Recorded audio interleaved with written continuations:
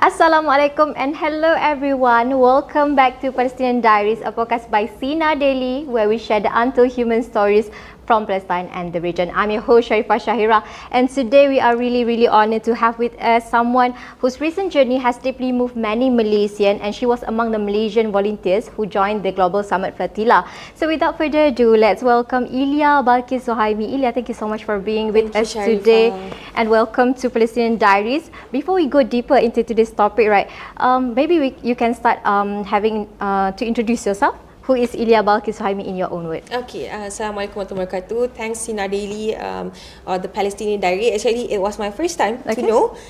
We have a Palestinian Diary, and I think it was a very good move. Thank you. A very good initiative by Sinar Daily, mashallah. So my name is Iylia Balqis. I am the Global Sumud Flotilla activist from the Sumud Nusantara group. Is the Asian countries collective participant that joined the Global Sumud Flotilla.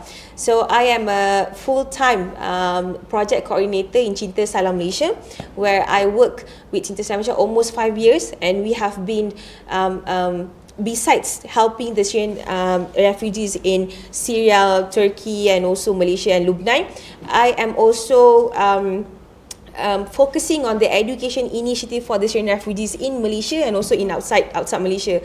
But because we have a school here, we have almost 80 Syrian refugees in our school. So I am the project coordinator that focusing on the education sector in Malaysia. So that is just a very rough introduction about me. Alright, amazing introduction. So Iylia today is here today to share her experience from the preparations before departure, and also to life about the ship, and also the tense moments during detention, and what she learned from this extraordinary journey. So for people who's tuning in right now, we can know the story behind all the Global Sumud Flotilla mission. So to start off, maybe Iylia, you can share what motivated you to join the Global Sumud Flotilla mission, and how did you become involved in the project Cinta Salam Malaysia, and how did that lead to participating in GSF? Okay, actually the first moment we didn't know this was going to be a very global movement. It's very all the news from the Al Jazeera, Middle East Eye that is going to do the coverage for the Global Sumud Flotilla. So initially, because I've been working with CSM since the 7th of October 2023, where the first Taufan Al-Aqsa started, I was working behind doing the posting and content on social medias, on Telegram, advocating Malaysians about what is happening in Palestine. So when the word started come out to find volunteers for the Sumud Nusantara, so I thought it was a call for me, but not yet, because I have to go through my parent first. So it was a very tough decision, because for a youngest daughter from 3 siblings and all girls, it's not a very smooth preparation, you know. Okay. But Alhamdulillah, Allah moved my father's heart. He, in less than 5 seconds, when I told him about the mission, and he shared some concern, how do women treated, and so forth. I see previous mission, all is well. Everyone went there to the jail and stuff, but all goes back to their own country in one piece. So he said, okay, then just go, and then just ask your mother for permission, and if she's allowed, then I am allowed. I will give you my permission. So I asked my mother, and she said it's okay, just go, just solat, pray, and then ask Allah for guidance if this is the true blessed journey, And then because I am working at CSM, and Sumud Nusantara prioritize those who's in the NGO sectors. So we have CSM, Cinta Salam Malaysia, we have participants from Cinta Gaza, we have charity, we have Global Peace Mission Malaysia. The prioritized the selection were given to NGOs because we've been to missions before, just for us to have the mentally and physically prepared to go for a very big and serious mission. This is not like the general, the usual mission that I've been to Syria, to Turkey, to Lebanon. I've been there many times, and I can assure you it's not the same, because we've been sailing for almost 1 month. There's things to be, limited, like we have limited water, we have limited food, and then there's a lot of nationalities that we have to deal, different people, different nationalities. So it was a very new experience for all of us. But alhamdulillah, because all of the 23 participants were in the NGO's background, so all of us were okay throughout the whole journey. So I think is that answered the question? Yes. Okay. Our CEO, Tuan Musa Anwari, he is also the Nadir Anuri's brother. Okay. So he actually proposed in our office, in our colleagues who want to join. So I am the second one to wrote my name. So after Musa Anwari is my name, because I said like my parents allow me to go, and then everyone was like, why?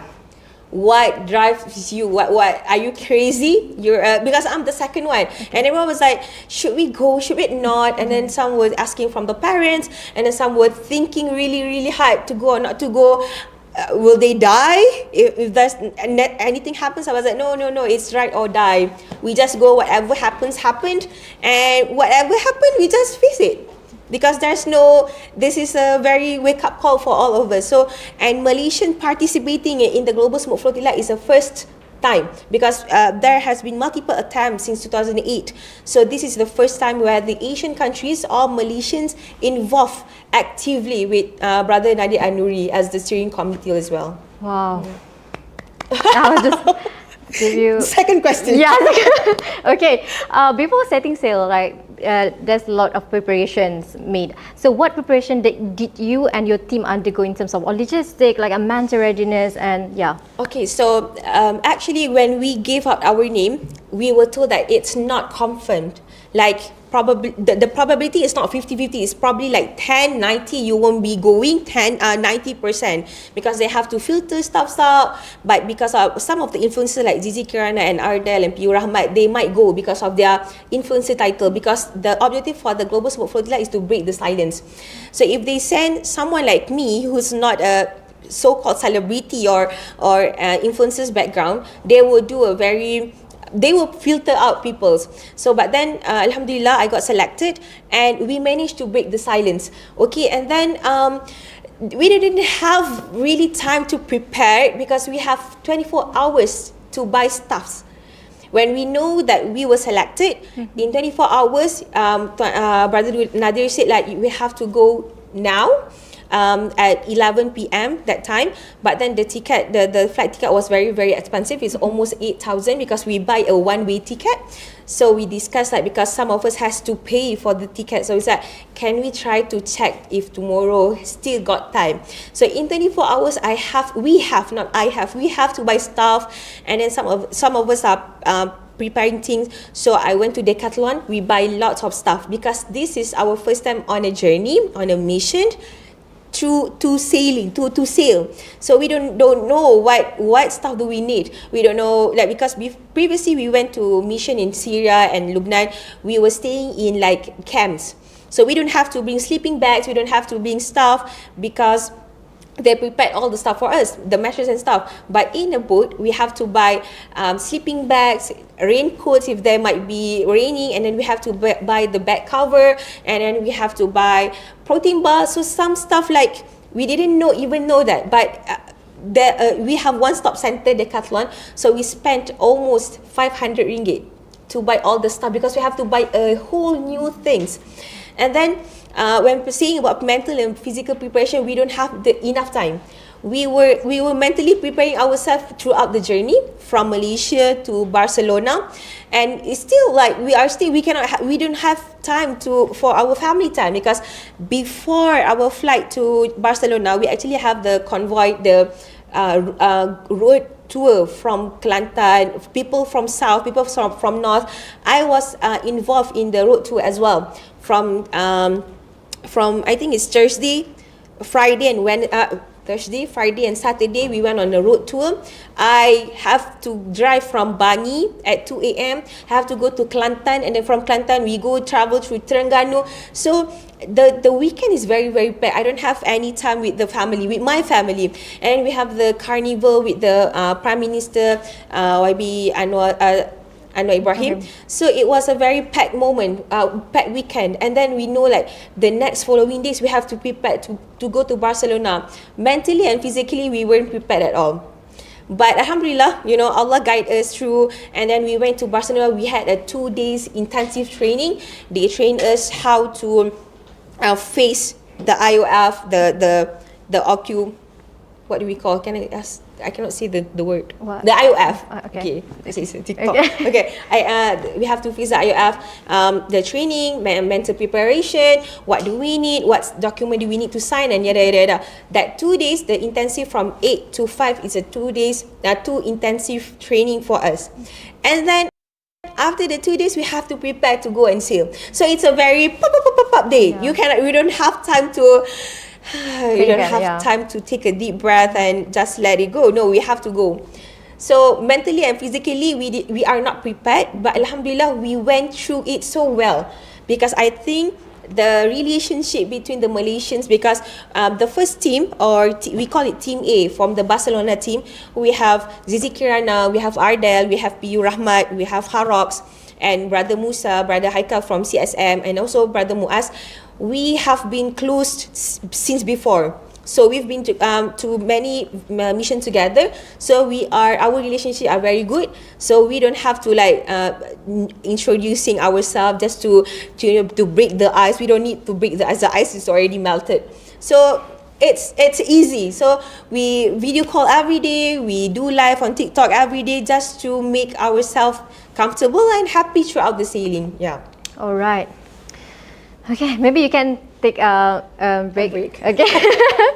Okay, that's a full input of that. So maybe you can share a bit about your expectation going to the mission, and did the reality mirrors them?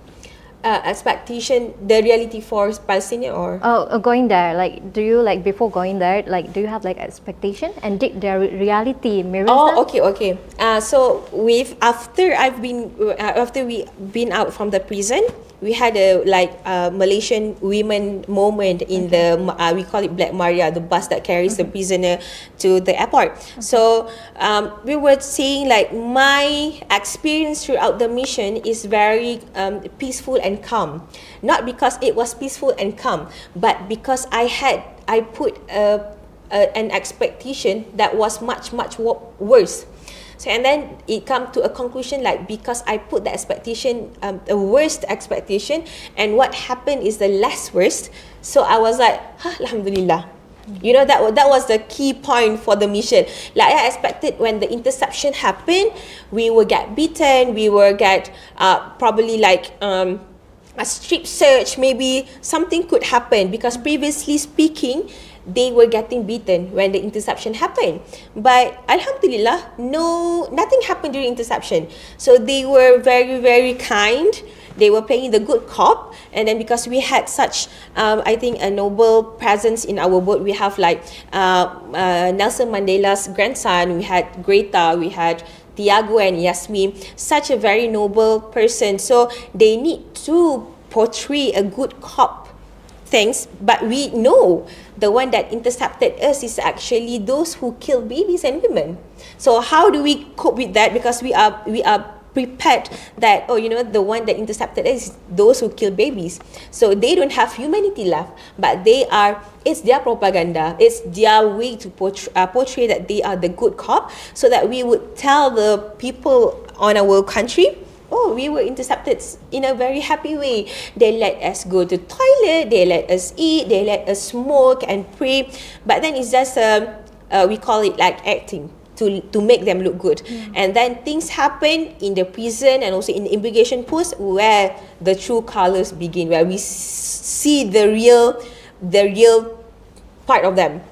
And yeah, even in the prison, I was expecting a very, very harsh condition, and where there would be no toilet, no drinking water, and some that kind of thing, even the harassment part for the women, I thought that would be a very, very serious sexual harassment, because previously speaking, there was strip search and they were photographed women. So I was prepared for that. So, but then that didn't happen. So I thought like, oh, okay, then it's good. So having a worse expectation is very, very good in this kind of situation, so that whenever nothing happens, you will be more calm, because we are scared to be on the mission, basically and truly speaking. So just now you mentioned that when your vessel like Alma was intercepted, right? So they portray a good playing good cop. So maybe you can tell like what happened during that, and your emotion, your feelings, like how are you and others treated at the moment, and how you feel? Okay, when we got intercepted, they came with a speedboat, a very, very bright, with a very, very bright a spotlight, sorry. And then they came to our boat like in a second, in a blink. They just got to the top deck, where we are already ready there to be intercepted, with our hands up. It's not saying that we are surrendering ourselves, no, it's to say that we bring peace. We didn't have any weapon, and this is not a sign of surrender, it's actually a sign of victory. And then they came to our boat, and the first sentence they said like, okay everyone, we are the Israeli army, we are here to intercept your boat. We didn't mean any harm, we just want to check you if you bring any weapon and stuff. And I was like, oh wow, that's so smooth and kind. And then we were in a circle, and then they broke all the CCTVs and all the Starlinks, they broke everything, and then we are gathered at one point at the very far behind of our boat. And then they start to call one by one, and then they just search if there's any weapon, and then they just take our passport and just keep for the documentation. And then they even handed like a seating pad for Nelson Mandela, or I call him Chief Mandela. He offered to sit on a seating pad, and they was like, friend, here, take a seating pad. And then me and one Turkish woman, we was like, oh friend, what a way to call chief. And then they were having all the cameras on their vests, so we know it's like a propaganda. And then they were handing out water, drinking water and stuff. So we were told not to take the water, so that it won't be another media stunt for them. So, and then they was like, oh okay, it's going to be very hard to sit on the top deck, so let's go down, and then it's more comfortable there. Oh wow. And I was like, mashallah, it's very, because they know we have a lot of people from other nationalities in the boat. So I'm pretty sure all the steering committee were even shocked to see how they treat us. Yeah. And then we were sitting in the deck. With all the 29 of us were packed in one space, and then we had to sleep there. And then because there's nothing to do, because it's a 16-hour journey from the place we got intercepted, which is 60 nautical miles from Gaza, and then it took us 16 hours to go to the port. So when so during the time we just sit, and then some of us were talking, but I was just sleeping because there's nothing else to do. And then we can go to the toilet, we can go to smoke. They went to smoke, and then we can pray outside. So because what we saw is they are new army, they are not the elite army. So we can see like they are not well trained enough. Probably they were sent to intercept us. And then when we reached to the port, we had to wait. We were gotten intercepted at 8 p.m. and we arrived at the port around 9:30 p.m. We were sitting at the ground outside the immigration port. So there they hold us for about 3 hours. 4 hours I think, because 9. And then at 1 p.m. we had to move into the immigration post for the checkup and stuff. Yeah.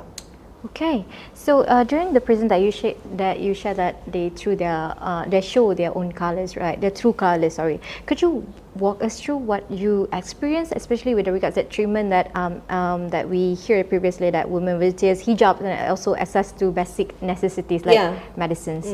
So it started in the immigration post. It's like we went there. It's like an airport just a normal airport where they search you and search your bag, and then they started to open our backpack, and they start to throw everything inside. They saw like anything liquid, they threw. Anything with watermelon or with Palestinian flag, they threw it out. So our bag got very, very, very light, because like half of our stuff are gone. Even sanitary pad, adult diapers, food, everything got thrown out. And then when they were throwing out, when they threw out all the stuff, they was like smiling as if it could trigger us. And then there are like 7 to 8 station, like where we bring our file to go to document, and then to photograph, and then to sign things up. And then we were taken to the prison. So before we're taken to prison, they blindfold us, and they zip tied our hand in front. So that I'm not sure, probably it's something private, from the immigration post to the Black Maria bus, and then they blindfold and put our hands, tie our hands together, and then it was almost 3 hours journey from the port to the prison. So when we reached the prison, it was actually around 5 to 6 in the morning, and then we were seated in a cage, in a wired cage. So there are 2 wired cages, so we call it, in Malay we call it kandang, because it literally looks like we were cows sitting in a cage. And then they call one by one, and then they ask if you want to stay or if you want to go. And then we changed our clothes to the grey clothes that we saw on the videos now, on the viral video where the Palestinians were, all the detained Palestinians were released from the prison. If you can see the grey sweatshirt, that was the same sweatshirt that we wore. So that's why we can connect to the Palestinian when we saw the video. And then we went to the second medical checkup, the so-called medical checkup, just to show how good they are. And then they denied the medical access.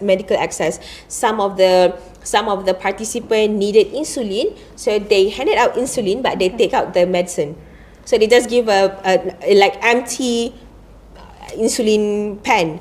And then some of them were, one woman in my cell, she had a bowel problem, so she cannot eat and cannot drink without having the medicine.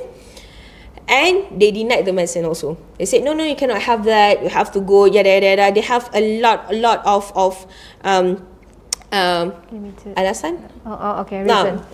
Reasons. And then she said like, no, I have to eat the medicine. If not, I will end up in the emergency. And I don't want to enter emergency hospital in Israel, because I know I would be treated really bad.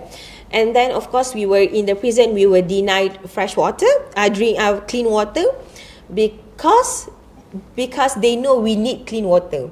So we had to drink from the sink water in the toilet. Some of the guys will gotten diarrhea because they had to drink water from the sink. And then the food that they serve, it's like if you went to zoo, to any zoo, they serve like carrot and some veggies. That is the same. Like when I look at the food, I was like, this is like they are treating us like animals. They give out like a big chunk of carrots, and also like cabbage, not the light and the very, very thin. No, it's the center of the cabbage. And then they give a green peas and also bread. So some of us went to hunger strike. They didn't eat anything. But for me, but for the Malaysian, I think most of us didn't have a hunger strike. So we just had the bread, because the hunger strike was initiated because we are scared that they would serve us any poisoned food. And some cell got the rotten eggs. They boil eggs and then they give to cells, and then it is already rotten.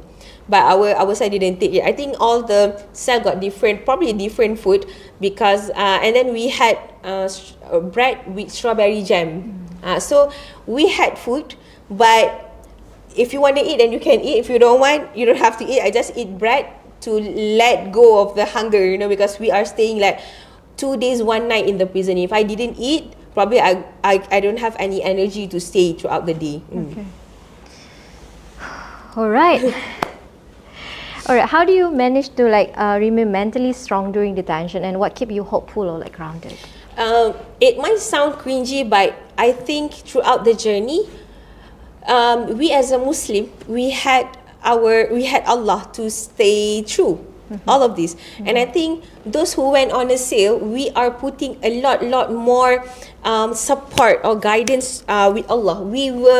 We don't have anyone to hold on to, so we were finding something that could really help us, which is Allah. That is the only way. And even one funny story is when we were having training in Barcelona. We were having the simulation, interception simulation. In any case we were intercepted, how would we react? How is the thing goes? So everyone was sitting in a circle like there's like I think it's 10 to 20 circle each, and then they shut down all the lights, and then they played the wave or some sea background music, and then there were actors who act as the IOF, and then they will come, okay everyone, heads down, put your hands up behind.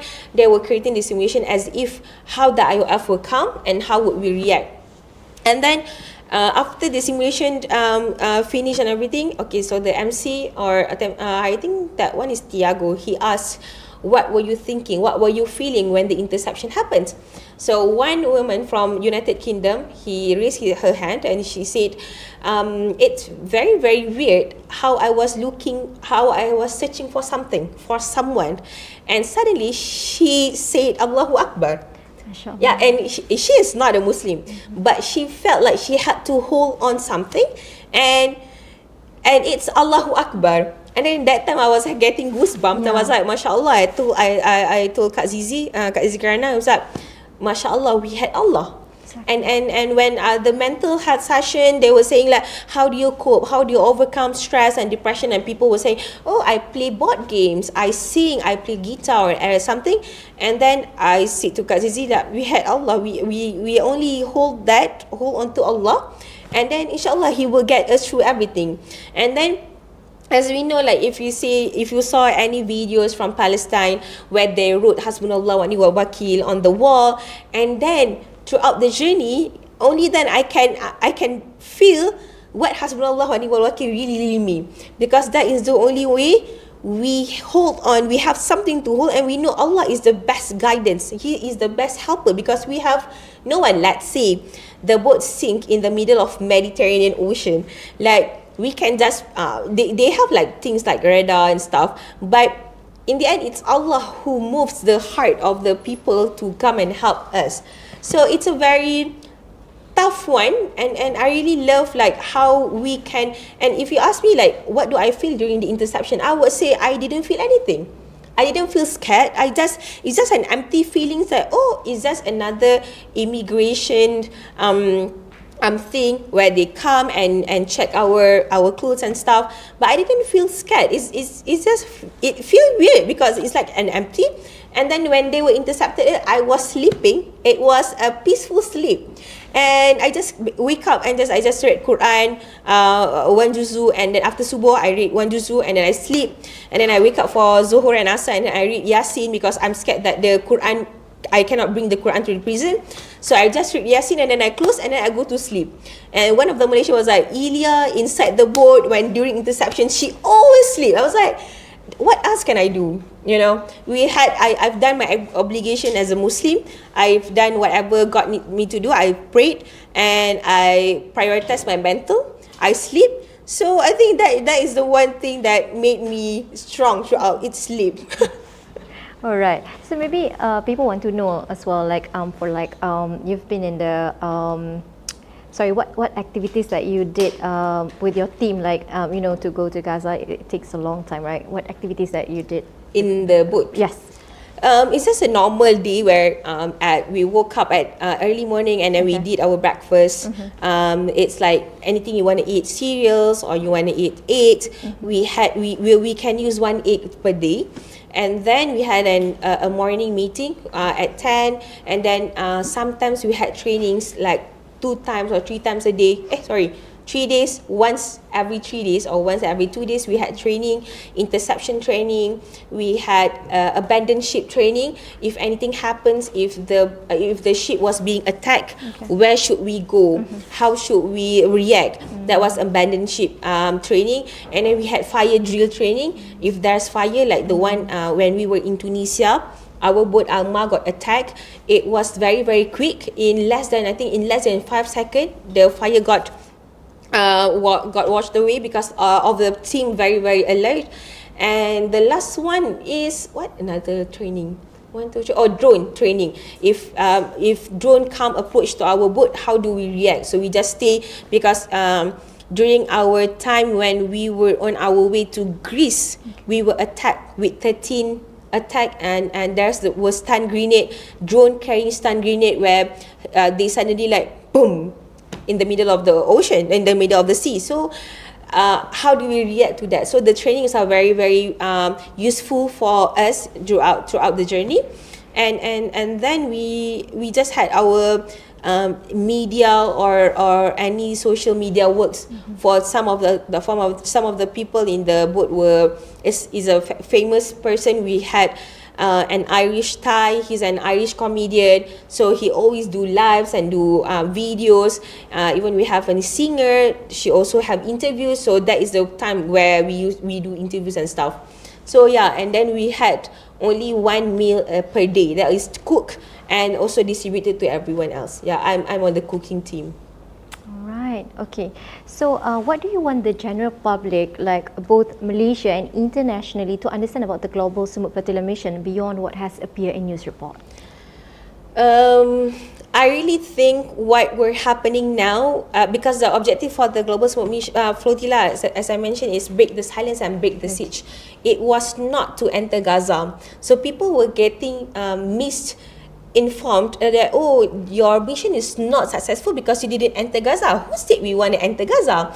Because if we didn't break the siege, we won't enter Gaza. So the first one is to break the siege, and the second one is to break the silence. And we successfully break the silence, because now everyone around the world are speaking about Global Sumud Flotilla and about Palestine, and also during our mission, we can see like changes in the geopolitical dynamics. We can see like people are recognizing Palestine, and when we can see how Spain and Italy supported our movement, and then we can see like, and I believe probably the ceasefire that happens now might be driven by the Global Sumud Flotilla. Probably because they are getting pressured by all the citizens that were on the boat.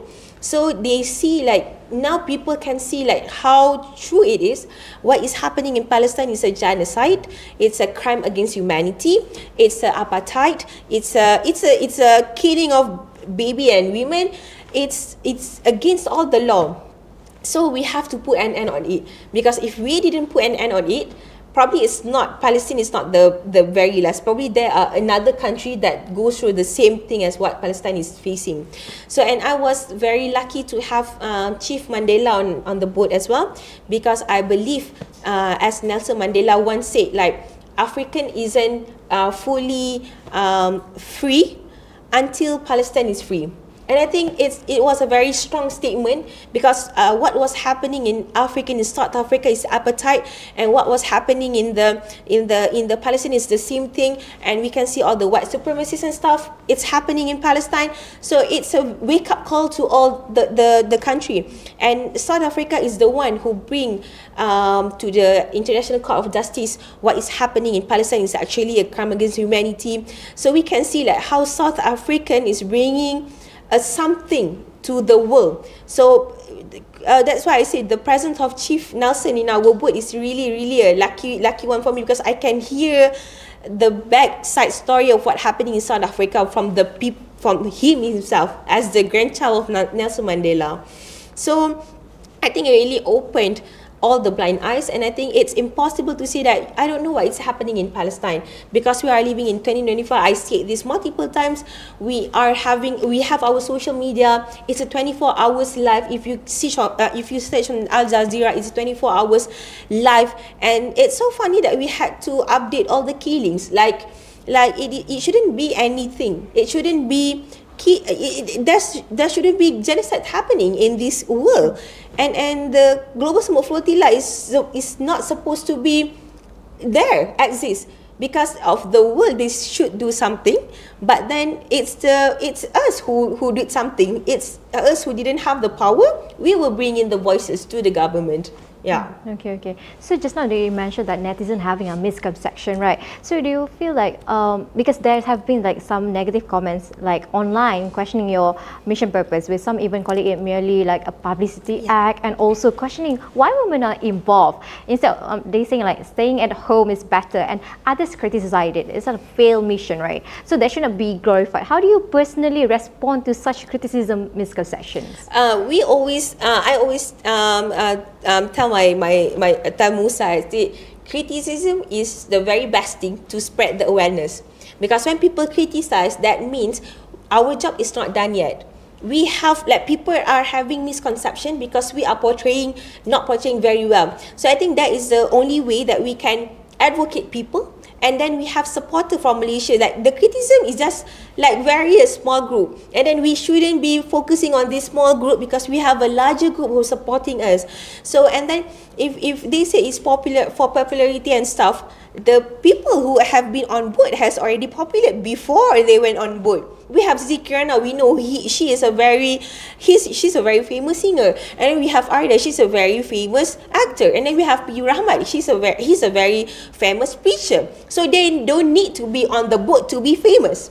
Okay, so I think that is just a funny statement just to let us down, but then they have been in this arena, in this field for such a long time, more than 5 years. So they have been critiqued by the people around the way. So you cannot critique them because they don't even care about the critique. But then I think it's our job to let people know what we are doing is a success, even though we didn't go enter Gaza, even though the humanitarian aid is stuck in Israel. But then we know that the silence has already broke. People are talking about Palestinian. The ceasefire is happening now. We don't know when the Palestine will be free, but the the result shows that now people are talking more and more about Palestine. All the advocacy is happening because of the voices from the Global Sumud Flotilla activists, and people saying like women shouldn't be there, shouldn't be here. We know that we need the emotional touch from the women, and where we are heading to Gaza is the people who are being the genocide target are actually women and babies. So if there is no women and baby killed, I think okay, we don't have to send women. But now we have baby and women killed, and then we have those who were killed, their son and daughter were killed, and their husband. We need someone to comfort the woman. And then I don't think we have to say like if women needed or is women are not needed. I think the thing is like, where were you when we needed you? Because you were talking and saying stuff, but now we need your support. We don't need like you to question. And funny thing is, they question about the women involvement when we are on our 5th day sailing. We are already on a boat. Whatever you were saying, you cannot do anything because we are already in the boat. And then and then we went on the boat on the sailing with the permission of our mother and father, and also some of the their husband. All were saying okay with it. So I think it's okay if our family is okay with it, that should be done. You don't have to come and to be our second family that saying that against the decision. So it's so weird. Okay. They also like misconception that other than misconception, like, do you feel like your group is a Malaysian team which had a handful of influences, public figures, and it might say like has overshadowed other flotilla missions? They said, do you think that there was too much focus on the Malaysians and the success of Malaysians returning to the true, like it's not focusing on the Gaza, instead they're focusing on the Malaysians and the success? Okay, what were told to us activists for the Global Sumud Flotilla or Sumud Nusantara, whatever you are doing, make sure to return back to the Palestinians. So that is what we are doing. We are not going on the sailing boat just to just to glorify ourselves, just to say that we are the most activist, humanitarian person in the boat. No, we are doing social media posts, and we relate to what Palestinians were having. And then now you can see whatever you can see the Palestinian that was released in the prison, Malaysians are more attached, or more, they can relate to the Palestinian that were released, because there are Malaysians who were in the same spot or in the same condition as the Palestinian. So people can relate to the Palestinian. Now that is what we are facing. That is what we are there for.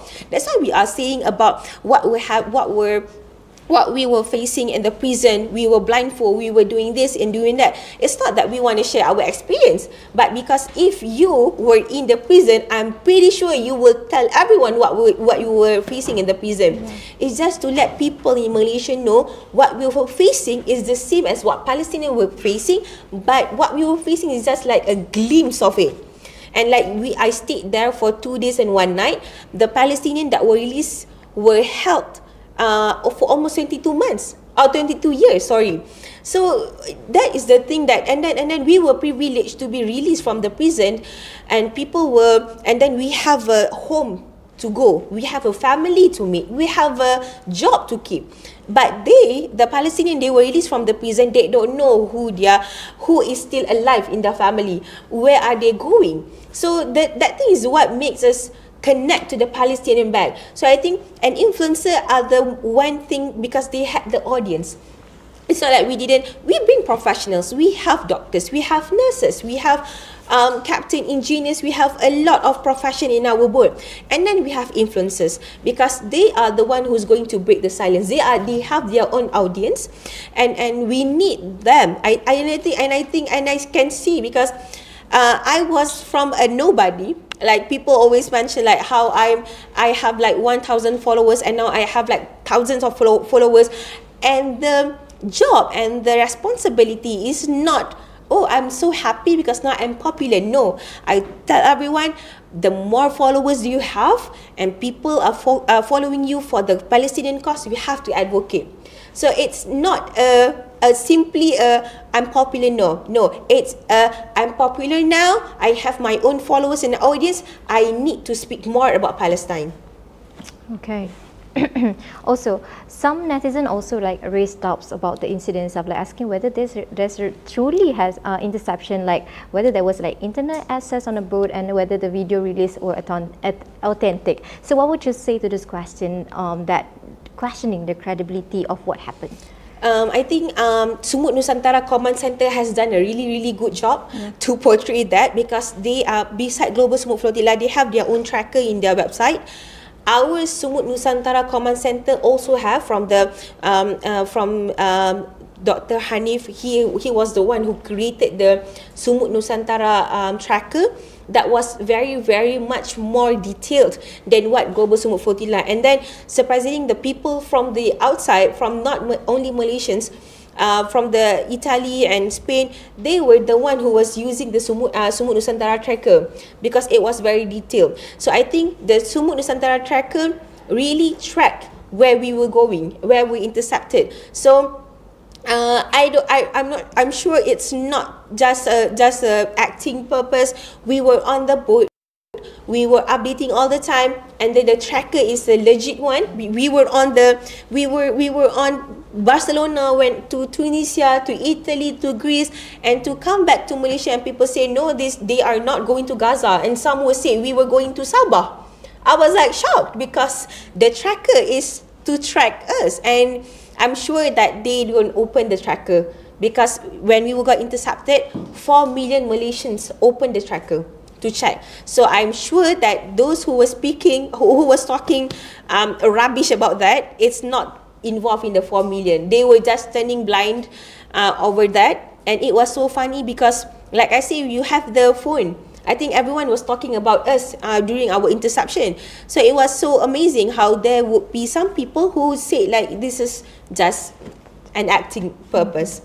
You don't even, how do I say, you won't even believe like 30 days or 35 days on a boat is not a simple thing. You know, so we won't be acting to be on the sea for 30 days. Why, are we insane? We can just sleep at home. So yeah.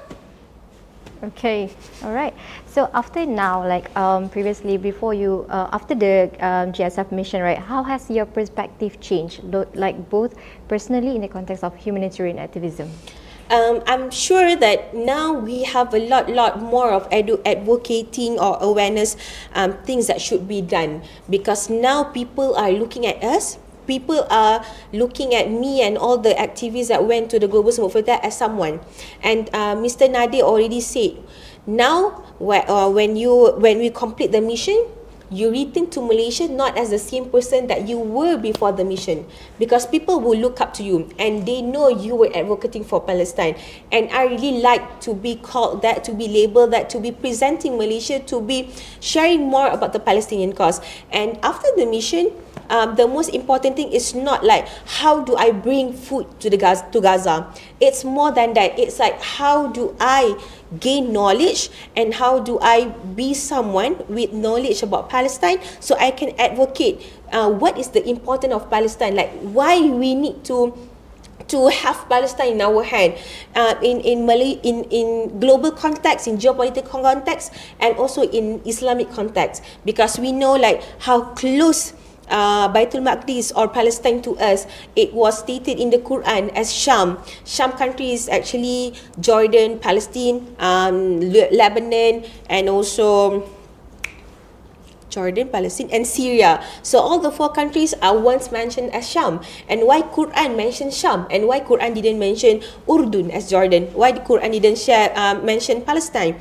Sorry. And Quran mentioned Sham, meaning one day when Palestine is free, there will be. This is like Dr. Fatah Al-Waisi. He was a researcher for the Palestine. He mentioned that one day Sham country will be connected, will be combined, meaning Jordan, Syria, Palestine, and also Lebanon will once combine to be Sham country back. And I believe that because we know like Al-Quran is a very evergreen kitab, it's a very original and won't change and whatnot. And then we know like how Palestine is very related to us for the Isra Mi'raj. We know how the 5 prayers, Zuhur, Asar, was once diarahkan or started from the Isra Mi'raj. And then we know how our Prophet Nabi Muhammad SAW prayed as the imam for all the malaikat, for all the guardians behind.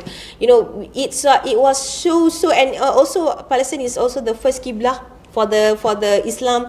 After that is Masjidil Haram. And then what else can I say? That's a lot. And then also Palestine is also like our, I'm not sure, endowment, wakaf land of the wakaf land for us Muslim. So there's a lot of Islamic relation from Palestine to Islam. So that is the one knowledge that I need to, like I said to you before, is just like points, and I need to learn more about the points. So when people are asking me, why are you advocating for, why are you guarding, why do we need Palestine? Besides the geopolitical, let me share you about from the Islamic perspective. That is an honor to share, because I'm a proud Muslim, and I think it's an obligation for us Muslim to be advocating in that way. Yeah. All right. Okay, what do you want general public, going forward, what sort of support do you believe is most helpful, like from governments or NGOs or like the public for volunteers for missions of this nature?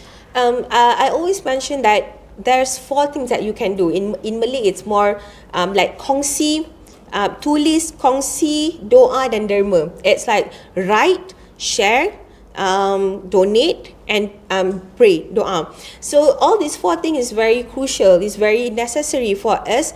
It's an active participation, because I'm sure we don't need all the 3 million or 4 million Malaysia to be on the boat.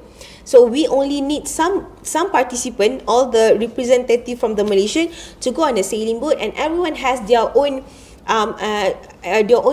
role in the Palestine issue, in the Palestine cause. So like I mentioned to the radio announcer, thank you for inviting me, and thank you for amplifying the voices, because we know when we're speaking in social media, it stays there. My audience is in social media. We know Zizi Kirana has her own circle of social media, and then P. Rahmat has his own circle. And then when we speaking to the a radio announcer, we have their own circle, and then Sinar Daily has your own followers and stuff. So when people are calling us, inviting us to do this and that, I say like it's my pleasure if this can amplify the voices to a lot more audiences, to give a very informative sharing, and this is a wake up call, then just call me. I said that it's an honor to be sharing this tip, even it's the same question over and over again, because I mentioned like if people are asking the same question, meaning they don't know.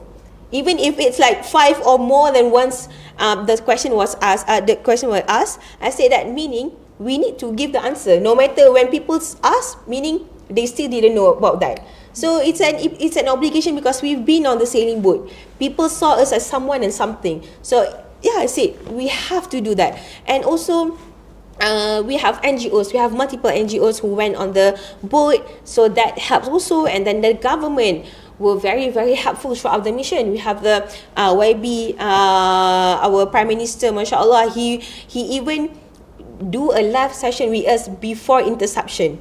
So just to let us know that the government is with us, and we will protect you. And mashallah, it's so amazing. People around the world was saluting Malaysia, because during the time that we were in cell, we don't have any diplomats coming in our jail to call me, to have a word with me. No, we don't have any political relation with the IOF, with the Israeli government. So we just wait and see. In 72 hours, we know we will be released. But people from other part of the country, they have diplomats who came to the jail to negotiate with the participant. So they were saluting, because Malaysia, mashallah, they say Malaysia didn't have any political relation, but you guys can go very early.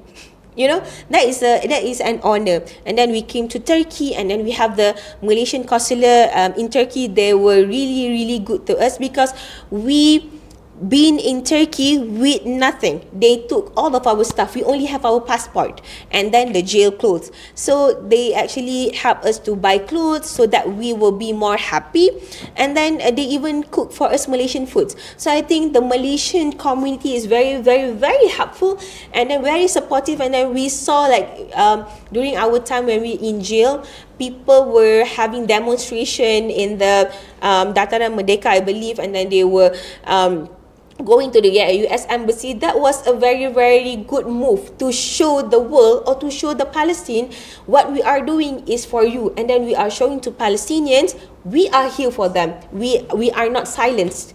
Okay, and then that actually, they were very happy. All the Palestinians were saying, one of the Palestinians met me, and he said like, thank you for doing this. It's my first time that I am very proud to be here in Malaysia with you guys, because something is happening, you know. All right. Okay, amazing. So with the ceasefire agreement, right, can we trust them? Like, given the past instance where your promises were broken, and also for the support, right? Not just how can we like broaden the spread the awareness, not just Malays and also Muslim. How like, can you say something to like for the bigger community, like non-Malaysian and then Muslim? Yeah. So we couldn't really trust them, but we are celebrating the ceasefire as how the Palestinians are celebrating. We know there might be, you know, killings happen. Today killings happened. They didn't actually follow what was agreed in the ceasefire. And then we know like the past 2 days, Saleh Ja'farawi was killed. You know, so we couldn't trust them. They are liars. So, but what we are doing now, we are supporting whatever happens now. We are supporting. Some humanitarian aid trucks were getting into Gaza, so we celebrate that. And then we were giving all support if they need. And then I'm not sure, but Sumud Nusantara Command Center probably had planned something. For the ceasefire agreement, probably they would channel some of the humanitarian aid truck as well. And also for the non-Muslim and non-Malays, I really think like I support what ZRA was mentioned. If we could have participants from non-Malays or from Indians or Chinese, that would actually be really good move, because they have their own audience, like I say. So I'm not sure, because I'm not in the ground team or command center team, but I believe they have planned something to help amplify the voices for the other communities as well. All right. Okay, finally, before we end, like, what is your hope for the future of the similar humanitarian initiative, and what would success look like for you and for Gaza? And perhaps you could also share a bit about the upcoming humanitarian mission, like via the Rafah route, if I'm not mistaken, and also what are the plans so far? I believe that what we are doing is actually an effort to free Palestine. We are not going on a sail for 30 days to free Gaza, because we know we were getting intercepted earlier. We know that we were intercepted, so we didn't have we have the belief that we might break the siege, but we also believe that we might get intercepted. So there is this and that probability. But what we are saying, it's a successful mission because we already break the silence, as I mentioned, and also what we can see is different global movement. People are speaking about Palestine in all around the world. So that is a very good movement, and the government will be pressured by that. So when the governments around the world pressured, we know that Palestine will be free eventually.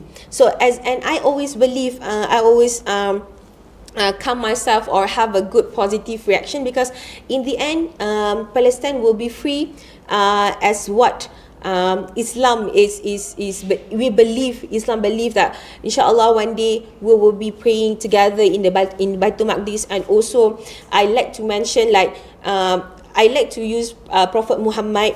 He was the one who opened Mecca, Fathul Mecca, but then throughout his life, from he was a baby, he was an orphan, and then he went to Ta'if, how people in Ta'if were treating him badly, and then he went to this and that, hijrah, and then his wife died, Siti Khadijah died, and then things will happen he got a very sad, depressing life throughout the journey. But then and it's what makes us believe is, in the end, we know Fathul Makkah will happen, but Prophet Muhammad didn't know Fathul Makkah will happen. But then he went all of this with patience, with sabar, but then in the end Fathul Makkah is happening, and then you can see now how Islam has spread all over the world. So what I believe we are doing now is an effort, like what Prophet Muhammad is teaching us.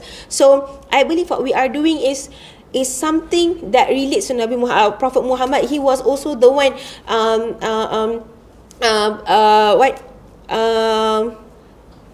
advocating, or Prophet Muhammad also actively participate in the Free Palestine before, and then I believe I learned from that, because in the end Fathul Makkah is happening. Okay, and then I believe what we are doing is an effort towards Fathul Palestine. You know, it's a journey. So I believe in that, and I hope in that. So what we are doing now is not nothing. It's something. Even what you are doing now, Sharifah, is actually something.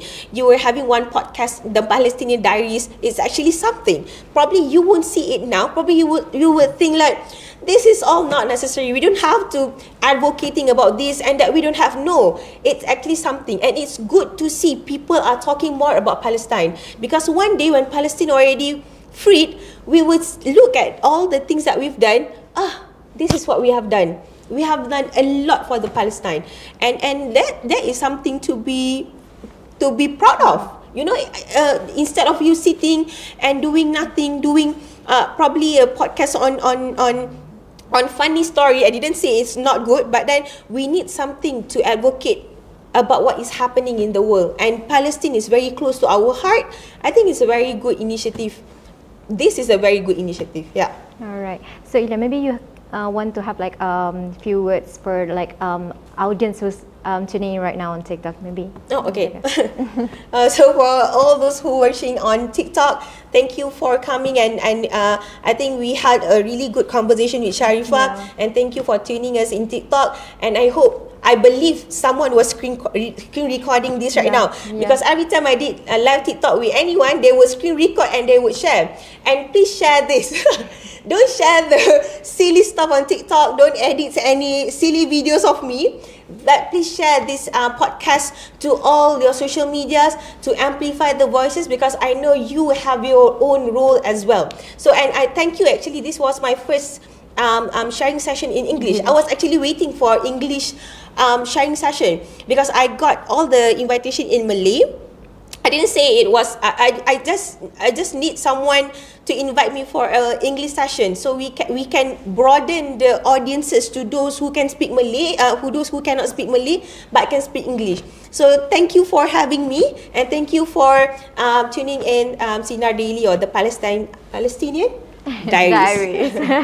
All right, Iylia, thank you so much for sharing your journey, and also for reminding us that humanitarian work is not just about aid, it's about courage, strength, and also compassion. Your story is testament to the strength of ordinary people doing extraordinary things for justice and also humanity. To our listeners, if we hope that today's conversations inspire you to stay informed, get involved, and also continue standing in solidarity with the people of Palestine and those affected. You've been listening to Palestinian Diaries with me, Sharifah Shaira, on Sinar Daily. Don't forget to subscribe, share this episode, and also stay tuned for more updates on the ground. So until next time, take care, and let's keep standing on humanity. From the river to the sea, Palestine will be free. Assalamualaikum. The world's unfolding, stories untold, voices rising and we're breaking the mold. Fearless and bold, we're taking the lead, empowering minds. That's what we see. See our days shining bright and told, voices rising and we're breaking the mold. Fearless and bold, we're taking the lead, empowering minds. That's what we see. See our daily shining bright, news that's bold, news that's right.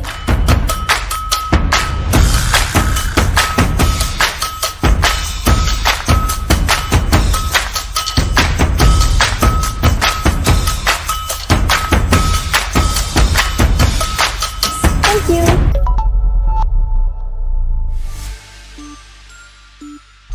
you.